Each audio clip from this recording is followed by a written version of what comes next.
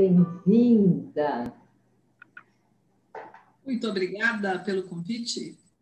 Estou muito feliz de hoje receber a Cláudia Gomes França nos Diálogos que Ampliam, essa série de lives que eu comecei aqui no meio da pandemia, e hoje com uma alegria muito especial, porque a Cláudia é minha prima, minha irmã prima, que eu já quis adotar como irmã muitas vezes, durante muito tempo na minha vida, e ela que fez parte, compartilhou comigo muitos momentos fundamentais da minha vida e faz parte da pessoa que eu sou, da formação que eu tive, né? A gente compartilha histórias de família, toda a nossa ancestralidade, ela é compartilhada, então nós somos criadas na mesma aldeia, né, Cláudia? E Sim, hoje exatamente. hoje nós estamos aqui reunidas, muito contentes com esse encontro, para conversar sobre um livro que ela lançou, que se chama Histórias para Fazer Sofia Dormir. Sofia é a filha dela, e a gente vai contar um pouco também o que esse nome representa para nós. E a gente resolveu ampliar um pouco, e além de conversar sobre este livro, a gente vai falar sobre a importância das histórias na nossa vida e como a gente passou a acreditar que contar histórias é uma coisa fundamental para todo ser humano e ouvir histórias é uma coisa fundamental para toda criança. Não é isso, Clau? Conta um pouquinho de você, se apresenta um pouco. Exatamente isso, Denise. Muito obrigada pelo convite, né? Como a Denise disse, somos primas irmãs, não é isso? Nascemos em uma família que adora crianças, uma família que fala muito, que conversa muito, que uma mesa, né, e uma garrafa de café é motivo para se sentar em volta e bater muitos papos e contar muitas histórias. Então, a gente cresceu nesse ambiente. Eu acho que em qualquer casa, né, da nossa família, esse ambiente de muita conversa em torno de uma mesa é comum, né, do café da manhã até a hora da janta. Eu me lembro quando a nossa avó, ainda viva, eu tive o privilégio de ter vó até os 48 anos de idade, ela morreu com o dobro da minha idade, aos 96. Eu me lembro de, às vezes, assim, 11 horas da noite, a gente telefonar para a casa dela, tia Sofia fazer uma garrafa de café, eu saí de pijama com a Sofia daqui de casa de carro, pegar minha mãe e a gente bater papo lá, tipo 11 horas da noite, ficar conversando até 1 da manhã. Isso era normal, não tinha hora para dormir e qualquer hora era hora para um bom papo, né? E assim acontecia essa dinâmica em todas as casas da família. Na casa da Denise, com o pai dela, que é um grande contador de histórias, de casos. Na minha casa, com a minha mãe, uma leitora voraz, uma pessoa extremamente antenada, uma pessoa extremamente espirituosa. Na casa da nossa avó, com a tia Sofia e a vovó Eponina e vovô Raimundo, com todas as histórias. Na casa do tio Geraldo, na casa do tio Heloísio, acho que na casa de todos, né? Sempre teve essa questão dessas longas conversas ao redor da mesa, né? E a gente cresceu nesse ambiente. E isso, né, isso faz, né, como a Denise disse, quem nós somos hoje, né? Isso faz parte da nossa personalidade e conta muito sobre quem nós somos. E a gente tem uma outra coisa em comum, Cláudio, que eu acho que é legal a gente compartilhar, né? Que é essa importância que a infância teve na nossa vida, né?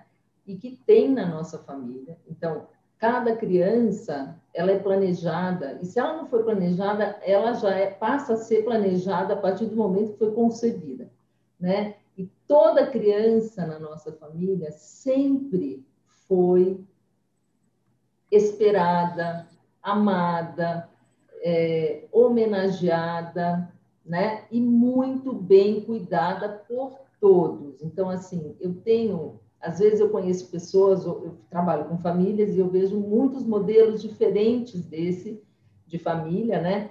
Às vezes, assim, pessoas que não frequentam a casa dos tios, não conhecem os primos, não conhecem os avós, ou tem de tudo, né? Mas, assim, E nós tivemos esse privilégio de nascer numa família grande, com muitos tios, com muitos primos, e a gente frequenta a casa de todo mundo, a gente brincou com todo mundo, a gente tem um amor especial por cada um, a gente acompanha mesmo a distância. Eu mudei para São Paulo, minha família é de Belo Horizonte, e eu, mesmo à distância, acompanho a vida de cada um com o maior carinho, com o maior apreço, né?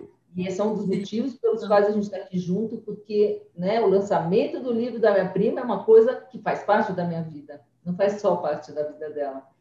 E essa família valoriza muito a infância, valoriza muito cada criança que nasce, e isso, de alguma maneira, se tornou tão importante para mim e tão importante para a Cláudia, que faz parte do nosso trabalho essa preocupação com a infância de outras crianças.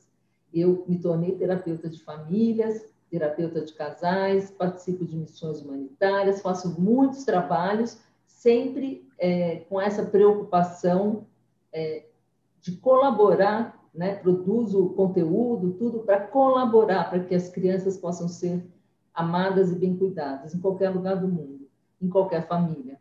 E você, Cláudia, desenvolve um trabalho muito lindo, que eu gostaria que você contasse também um pouco aqui para a gente, que também foi nessa linha, né? De se preocupar com as infâncias e com as crianças, invólucros de vários tamanhos, né? Não só as pequenininhas, mas também as médias, as já mais grandinhas, que, no fundo, né, todos nós temos essa criança dentro da gente.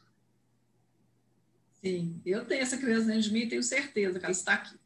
Bom, eu sou professora do Centro Federal de Educação Tecnológica de Minas Gerais, trabalho a disciplina de artes visuais, com os alunos do primeiro ano do ensino médio técnico. E isso, para mim, foi um dos fatores fundamentais para ser a professora que eu sou hoje, porque eu estou há 22 anos nesse lugar. Há 22 anos eu recebo alunos do primeiro ano do ensino médio técnico, então eu estou há 22 anos cronologicamente mais velha do que eles. Então, essa condição me faz renovar a cada ano, porque se eu estou cronologicamente distante, né, eu procuro estar em termos de mentalidade, em termos de atualização, em termos do que está acontecendo, em termos de linguagem, em termos de tudo, eu procuro estar em sintonia com eles. Então, é uma coisa que eu me obrigo, né, a estar em sintonia com a juventude, porque senão não haverá diálogo. Né?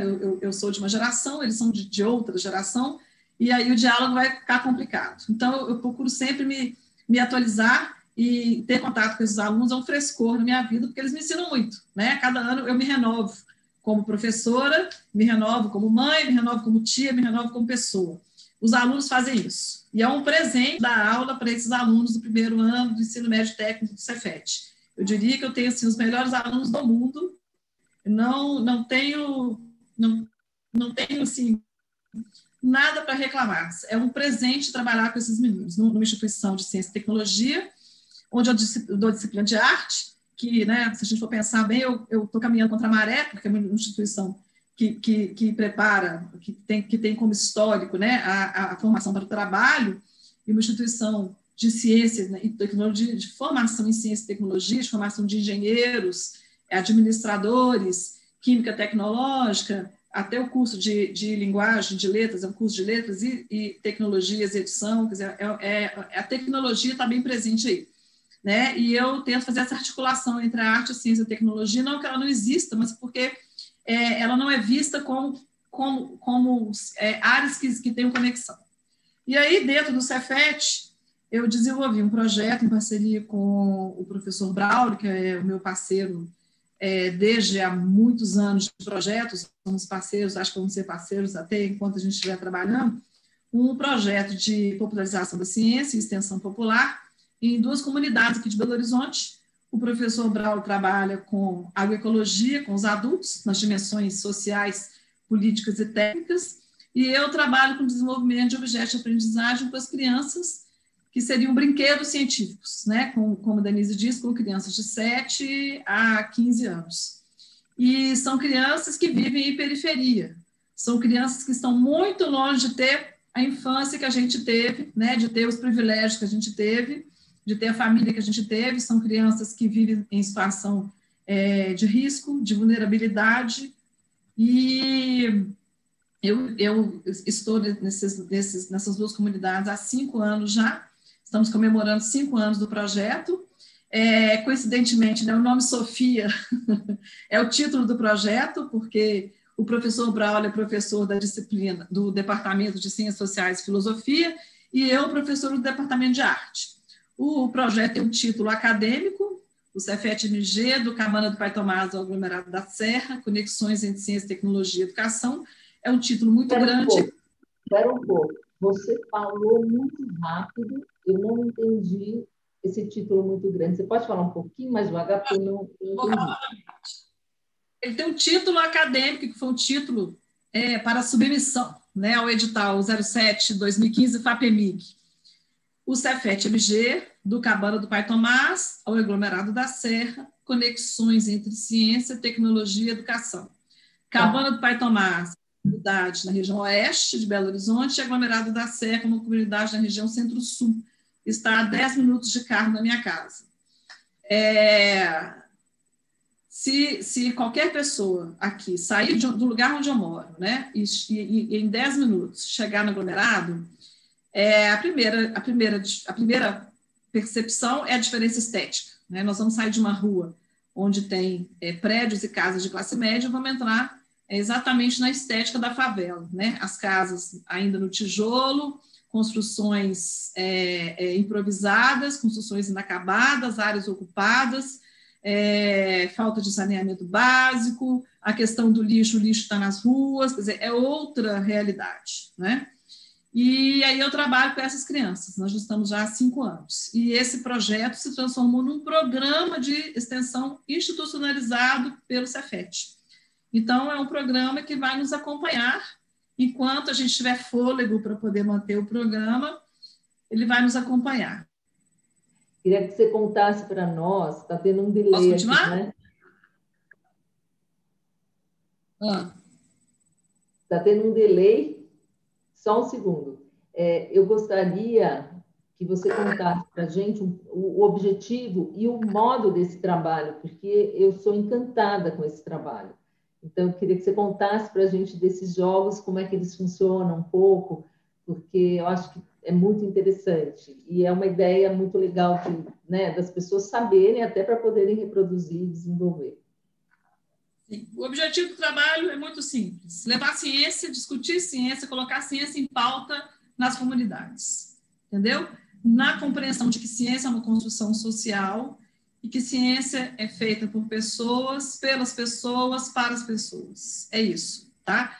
Então, fazer com que a criança, o morador da comunidade, também pode fazer parte, né, do desenvolvimento da ciência, das questões científicas, das temáticas científicas. A gente está tendo a oportunidade de assistir aí o desenvolvimento de uma vacina, não é isso? Por laboratórios diferentes, em países diferentes, com princípios ativos e tecnologias diferentes. Isso é a ciência, ok? A gente está com urgência do desenvolvimento dessa vacina, porque a gente precisa parar, né, uma pandemia que está matando, né, as pessoas ao redor do mundo, não é isso? E a ciência tem o timing dela. Então, as pessoas estão vendo aí agora, a ciência tem a sua maneira de fazer, ok? Ela tem o timing dela, você não pode fazer a vacina de qualquer maneira, você tem que testar essa vacina, você tem que testar a eficácia da vacina, você não pode vacinar a população de qualquer maneira, você tem que ter toda a programação, você não pode armazenar o produto, a vacina de qualquer forma, você não pode transportar, produzir a vacina. Então, a população mundial está tendo a oportunidade de assistir, né, online, aí, o desenvolvimento de um produto da ciência, certo? E essa oportunidade, ela é ímpar. E acho que as pessoas vão olhar para a ciência após, né, porque é urgente, não é isso? A pandemia está matando, né? Eu acho que é uma oportunidade para as pessoas entenderem a importância da ciência e olhar para a ciência com outros olhos, porque, de alguma forma, estamos acompanhando, de alguma forma, estamos fazendo parte, de alguma forma, o desenvolvimento dessa vacina vai nos afetar, certo? Então, o nosso objetivo é exatamente isso, colocar essa pauta, né, na discussão nas comunidades. E quando a gente vai falar de ciência, quando a gente vai para a comunidade, nós vamos esbarrar em várias questões: saneamento básico, educação de qualidade, a questão do lixo, do acúmulo de lixo, o lixo está nas ruas, a questão das moradias improvisadas, as epidemias, as endemias, as doenças transmissíveis por mosquitos, por vetores. Quer dizer, a ciência está em tudo, né? Está em todas as questões são pautadas pela ciência. Nós estamos vendo aí, a gente acabou de ver, o Prêmio Nobel foi o Programa de Alimentação Mundial, a questão da fome, a questão da insegurança alimentar. Eu estava escutando no rádio essa semana a Sociedade Brasileira de Pediatras preocupados com o abandono das crianças da rede pública, porque essas crianças não têm acesso, não têm inclusão digital, então elas não estão tendo aula online, né? Então, onde é que estão essas crianças? Da vulnerabilidade, delas estarem sujeitas à violência doméstica. Quer dizer, todas essas questões, né? A ciência tem o seu papel, tem a sua função aí. Então, o objetivo nosso é exatamente isso, colocar a ciência em pauta nas comunidades. Então, a gente saiu com esse objetivo. Os objetos de aprendizagem, a gente discute questões científicas, mas a gente não leva nenhum conceito pronto, a gente constrói, a gente pauta pelo processo. Nós vamos discutir sobre sistemas do corpo humano, por exemplo, a gente constrói esse conhecimento. Nós levamos os meninos ao museu de morfologia, passamos 2 filmes para as crianças, para colocar as crianças dentro do assunto. Gente, eu vou dizer um pouquinho até que ela volte, né? Que ela desenvolve jogos, e a partir dos jogos, que são jogos que as crianças vão precisar construir, é que ela convida as crianças a conhecerem o método científico, fazendo ciência, construindo conhecimento a partir da experimentação. E, em geral, ela acaba propondo coisas que vão se refletir na vida concreta dessas crianças, ou seja, uma ciência aplicada às necessidades locais. E agora eu vou conversar com a Cláudia, eu vou perguntar para ela está voltando aqui, eu vou perguntar para ela o que isso tem a ver com contar histórias, porque, afinal de contas, esse é o nosso assunto de hoje. Oi, Cláudia. Olha, deixa eu só te atualizar, você caiu, né? Então, eu contei aqui um pouco para as pessoas que você utiliza para levar a ciência para as crianças, para a realidade delas. Você utiliza jogos, que são jogos abertos, jogos que elas vão construir e que elas, Sim. Então, vão encontrar uma solução para um problema delas, um problema da realidade delas, criando uma solução a partir daquelas peças, a partir daqueles elementos que são oferecidos para elas. Ou seja, elas aprendem ciência na prática, buscando respostas para problemas locais. Não é isso? É isso, e a gente nunca tem uma proposta fechada. A gente vai com a proposta aberta, e na medida que a gente vai interagindo com as crianças e vão surgindo questões, a gente muda, a gente reconfigura todo o planejamento. Então, nessa brincadeira, às vezes a gente sai pensando em montar um jogo e a gente monta outro. Entendeu? Na proposta, para você ver o universo criativo da interação com as crianças, a gente tinha como proposta inicial 6 jogos, fizemos 18. Mas, Cláudia, então, eu preciso te perguntar uma coisa. Agora, né, nós estamos aqui contando uma história. Você está aqui, você construiu 18 jogos com essas crianças, você fez, tudo começou com uma ideia ou com uma necessidade, e isso virou um projeto, e isso foi aprovado, e isso se tornou um conjunto de práticas e de conversas e de trocas, enfim, e de processos transformativos e construtivos. Então, nós estamos contando essa história agora. Mas o nosso assunto de hoje é contar histórias para crianças, ou como é que essas histórias que a gente vive na nossa vida se tornam histórias para fazer o bebê dormir, a criança dormir, ou simplesmente histórias para fazer dormir. Porque eu entendo, sabe, eu sou apaixonada por música, eu tenho uma coleção de músicas, eu tenho algumas playlists, né? E uma das minhas playlists são músicas para dormir. Outras são músicas para sonhar. E assim por diante. E eu acho que com as histórias também é assim. E eu me lembro, quando eu era criança, não tão bebê, porque quando eu era bebê eu não lembro direito, mas quando eu já era uma criança com lembrança, com memória, assim, a partir de uns 6, 7 anos, meu pai me contava histórias para dormir. E ele inventava essas histórias. Só que depois eu fui entendendo que ele inventava essas histórias a partir das histórias que ele viveu, a partir de personagens reais que existiram na vida dele. E era assim que ele me fazia dormir. Mas eu queria, antes da gente entrar, né, para as nossas histórias de dormir e histórias vividas, como é que isso se relaciona, eu queria te perguntar como é que esse projeto dos jogos, da ciência, arte e tecnologia, como é que isso se relaciona com escrever um livro para crianças? Como é que isso se relaciona com escrever um livro para crianças? Bom, se relaciona quando você sai daquele universo que você está acostumada, né?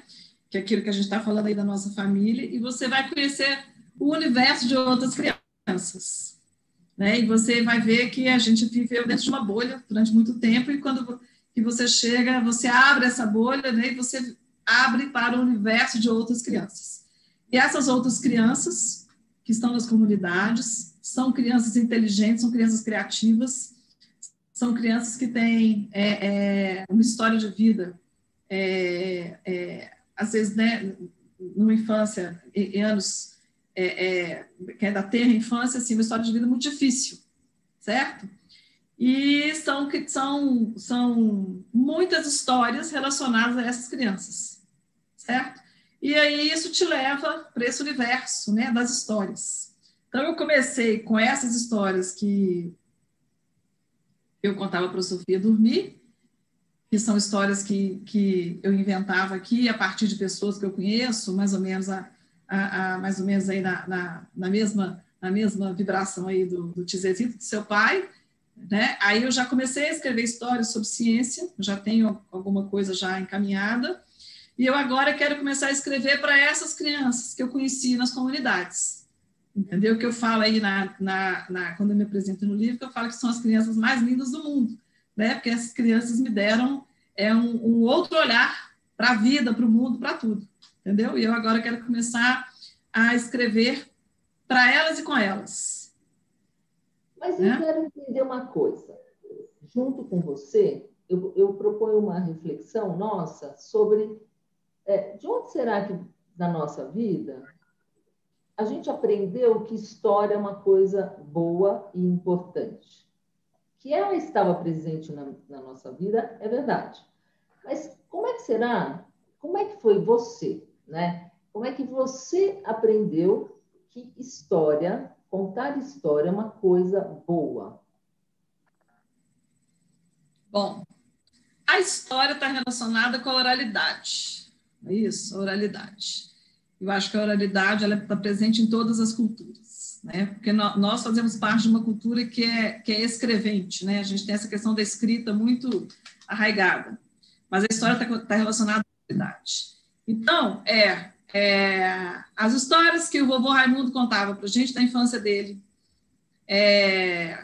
de como ele montou a farmácia dele, de como ele foi para a escola, as histórias que vovó Eponina contava, por exemplo, de quando o Lampião e Maria Bonita, lá, a turma de Lampião e Maria Bonita, esteve lá na terra dela, em Espinosa.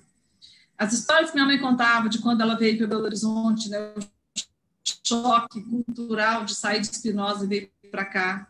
As histórias do meu pai no Caraça, né, quer dizer, isso tudo fez parte. E essa questão da oralidade, né, porque a oralidade ela é muito forte, muito presente nas famílias. As famílias que se comunicam, que falam muito, né, essa questão da oralidade, ela é muito presente, ela é muito forte. E eu digo que é o que fica, né, é o que a gente guarda na memória da gente, é o que fica, né. As histórias do vovô Raimundo eu compartilho com as pessoas que eu conheço, porque eu acho a história dele incrível, entende? Então, eu estava falando do vovô Raimundo semana passada, por exemplo, né, contando as histórias dele. Então, essa questão da oralidade, que é aquela coisa que passa, né, de avô para filho, para neto, a oralidade, ela é muito forte. E a oralidade permite que você interprete, permite que você fale alto, que você fale baixo, que você se expresse corporalmente, não é? Coisa que a escrita já não permite tanto. Você está falando que você gosta de música, eu cresci também escutando muita música, porque os meus pais gostavam muito de música.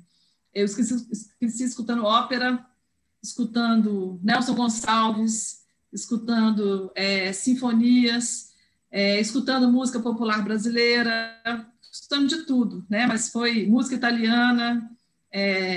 Quem frequentava a nossa casa vai se lembrar que tinha sempre um disco, um LP tocando lá no toca-discos.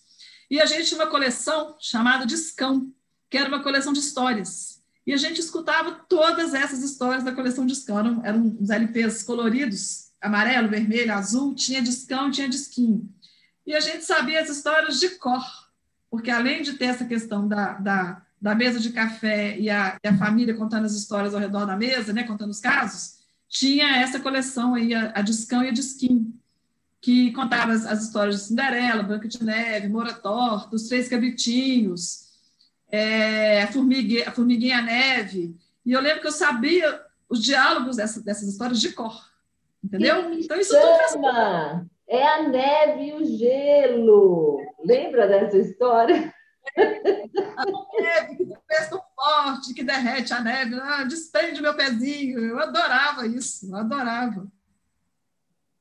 Pedro Lobo, lembra? O fagote Sim, que fazia Pedro a Lobo, patinha, e você ia, né? Eu amava. E as você está falas, eu falando, sabia tudo. tá falando de uma coisa muito interessante, que é a importância da repetição, né? Eu acho que assim, eu já ouvi muitas vezes as histórias do vovô Raimundo, eu já ouvi muitas histórias da vovó Eponina, e eu já ouvi muitas histórias dos meus tios, de cada um dos meus tios, né? E é muito comum, realmente, a gente se reunir e perguntar como que foi mesmo que aconteceu aquilo, né? Como que foi mesmo que aconteceu aquilo outro? Às vezes a gente realmente não lembra algum detalhe, mas tem essa necessidade da repetição.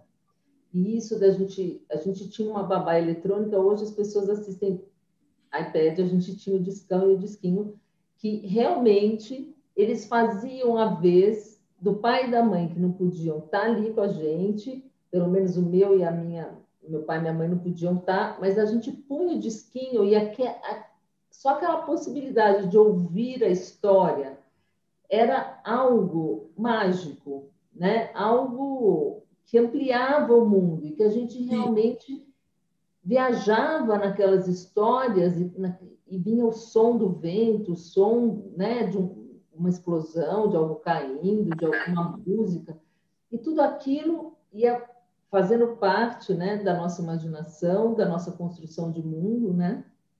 E como tem um outro aspecto que eu acho fundamental nas histórias, porque as narrativas, os enredos, eles nos mostram caminhos de solução de problemas, caminhos de resolver questões emocionais, caminhos de encontros e desencontros.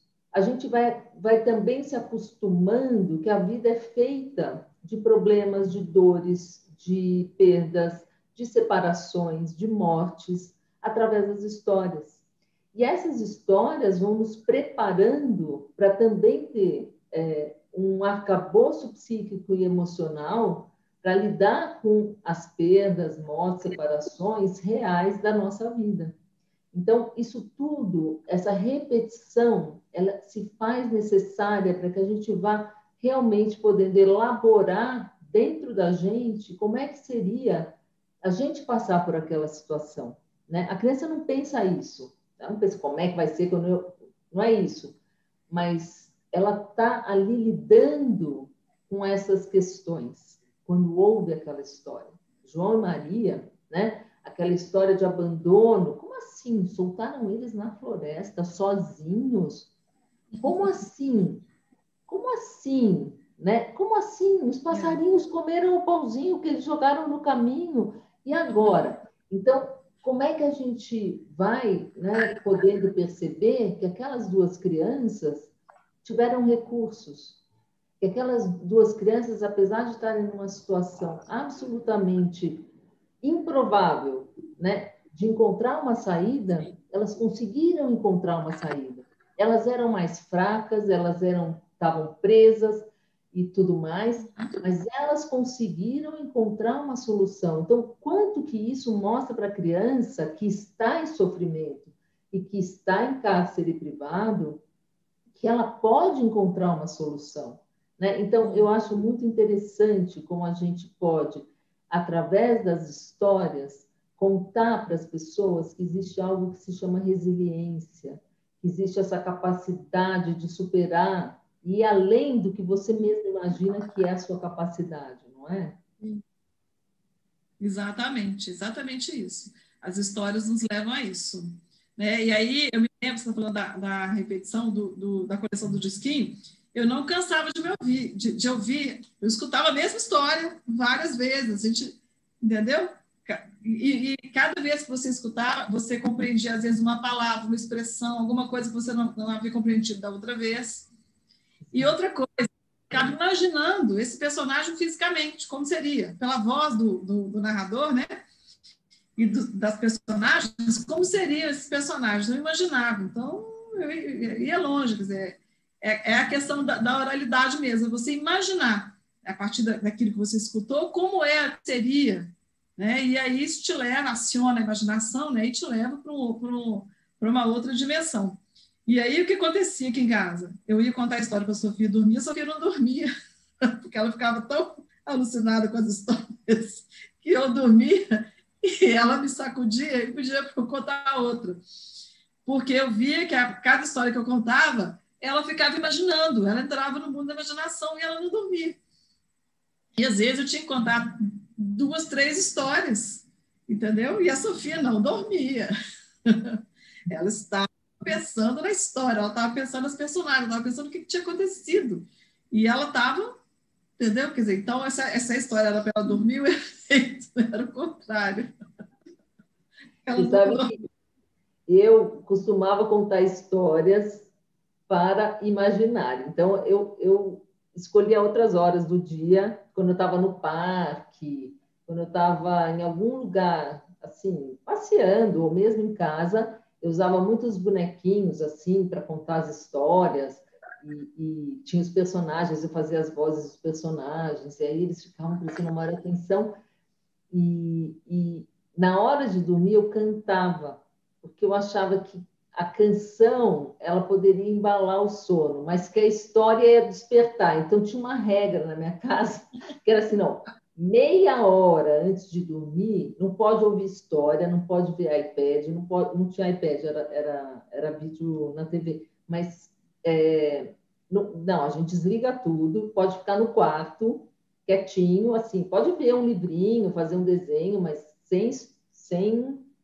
muito estímulo.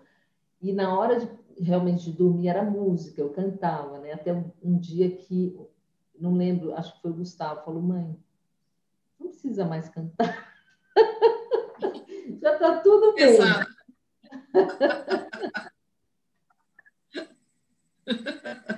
Eu lembro do dia que eu fui dispensada, dessa função e me fez falta, porque eu adoro cantar, e aí eu vou cantar para quem agora, né?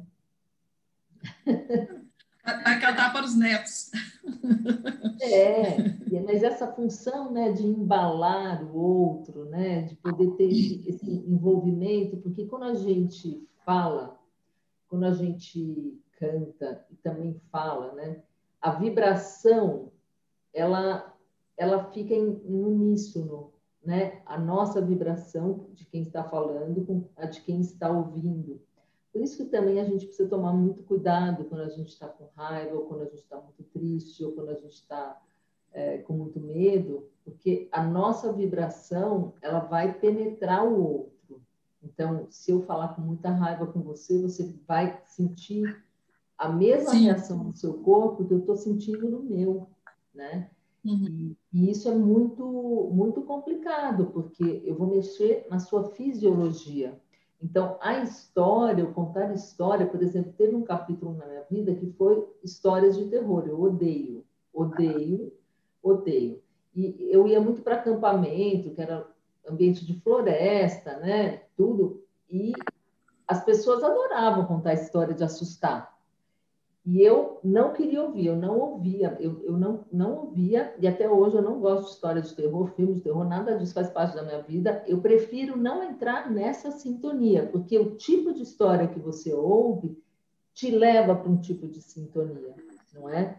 Então, acho que da mesma maneira como a gente contando histórias, né, a gente pode ajudar a elaborar coisas, dependendo das histórias que a gente conta e as coisas que a gente participa, isso pode ser algo muito invasivo e muito nocivo, porque a criança pequena não está pronta para determinadas histórias, seja na vida real, seja na vida imaginada, seja no conto de fadas. Então, também vou trazendo aqui, aproveitando que eu falei nisso, trazendo esse cuidado que a gente precisa tomar, né? Não só com a hora de contar a história, no sentido do momento, né? Se vai servir para dormir, se vai servir para despertar, né? Que são histórias que despertam, mas qual o momento da vida de uma pessoa, de uma criança, para ouvir um determinado tipo de história? Por isso que existe a censura, né? E por isso que existe esse olhar dos pais cuidadosos que vão escolher em que momento apresentar um determinado vídeo, uma determinada história para os seus filhos, para que eles não sejam invadidos precocemente por questões que eles ainda não dão conta de elaborar, não é? E me conte um pouco as histórias de Sofia Despertar. Pois é, mas eu quero falar o seguinte, a história tem uma outra questão, porque as histórias te levam à leitura. O que aconteceu? Ela se transformou numa menina que gosta de ler, né? E aí a gente tinha o costume de todo o primeiro final de semana do mês, né, que era a semana que eu recebia meu pagamento, a gente ia para as livrarias comprar livros. Então, além das histórias, que eu contava para ela, as histórias oralizadas, os livros. E ela começou a gostar de ler. E quem começa a gostar de ler, eu acho que também gosta de escrever. E quem começa a gostar de ler também começa a se interessar por assuntos diferentes. Então, por exemplo, ela começou a ler no início da adolescência, quando a questão das franquias Harry Potter, Percy Jackson, estava prevalente entre os adolescentes da idade dela, ela começou a ler essas coleções. Foi interessante que a Sofia se interessou por filosofia, se interessou por história, por mitologia. Então, foi uma leituras a outras áreas do conhecimento, e que eu penso até que foram essas leituras que fizeram com que ela escolhesse a carreira profissional dela, que era em relações internacionais. Porque não conhecia, mas que ela se interessou, e que foram determinantes para escolher o que ela quer fazer como profissão. E ela gosta de ler, e ela escreve muito bem. Ela tem uma escrita muito bacana, porque a leitura, né, esse conjunto, né, te ajuda a elaborar, né, as ideias, a colocar as ideias no papel e elaborar, e elaborar com certa facilidade. Então, ela é uma leitora voraz, e ela é uma boa escrevente, não sei se eu posso usar essa palavra, mas ela escreve muito bem. E ela é muito articulada. Quer dizer, isso tudo se deve ao fato, né, desde pequena se interessar por histórias, se interessar por livros, os livros levarem ela a áreas do conhecimento que ela jamais imaginaria, e ela entrar em questões sobre mitologia, sobre filosofia, antes mesmo de estudar isso na escola, e levaram ela a estudar relações internacionais, levaram ela a se preocupar com questões sociais, com questões políticas, com questões históricas. Então, toda essa trajetória delineou, né, delineou quem ela será profissionalmente. As histórias foram escritas em rima, não contei as histórias em rima, né, na realidade elas não foram contadas em rima, mas elas foram escritas em rima. Eu fui trabalhar nas comunidades e comecei a trabalhar com os rappers, e comecei a fazer rap científico, comecei a rimar, e aí as histórias estão em formato de rima.